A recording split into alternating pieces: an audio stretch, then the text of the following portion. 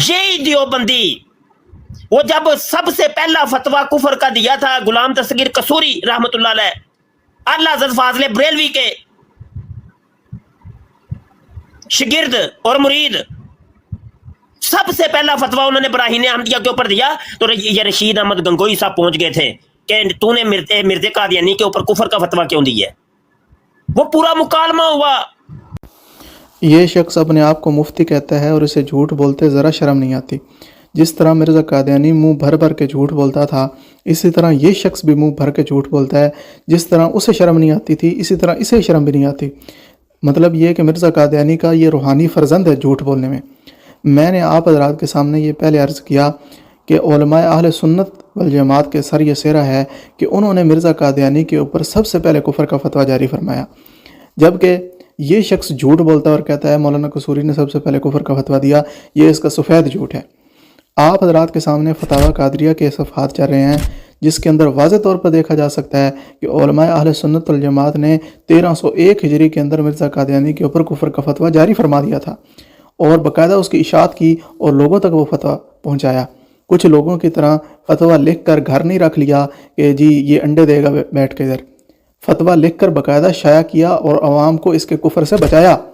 جبکہ کچھ لوگ تو صرف کتاب لکھ کر دعویٰ کرتے تھے کہ ہم نے کتاب لکھ لی ہے اور چھپا کے گھر رکھ لیتے تھے۔ ہم نے ایسا نہیں کیا، ہم نے باقاعدہ فتویٰ شائع کیا اور لوگوں کو بتایا کہ اس سے بچ کے رہنا۔ اور ہم نے فتاوی قادریہ کے اندر یہ بات نہیں لکھی، بلکہ اشاعت السنہ کے اندر مولانا محمد حسین بٹالوی مرحوم نے بھی یہی بات، یہی جو اشتہار ہے، اس کے اقتباسات نقل کی ہیں کہ علماء لدھیانہ نے مرزا قادیانی کے اوپر 1301 ہجری کے اندر کفر کا فتویٰ جاری فرما دیا تھا۔ اب اس کی تفصیل اگر آپ نے دیکھنی ہو تو اس کے اوپر باقاعدہ کتب موجود ہیں، زیادہ ہم بات نہیں کرتے، ہماری جو ویڈیو ہے وہ لمبی ہو جائے گی۔ بہرحال علماء لدھیانہ نے مرزا قادیانی کے اوپر سب سے پہلے کفر کا فتویٰ جاری فرمایا اور ہم نے 1301 ہجری میں جاری فرمایا، جبکہ مولانا قصوری کی کتاب جو ہے وہ 1312 ہجری کے اندر شائع ہو رہی ہے۔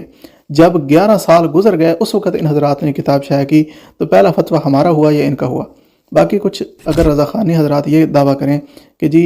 انہوں نے کتاب لکھ پہلے لی تھی شائع بعد میں کی ہے، تو اس کا جواب عرض کرتے ہیں ہم۔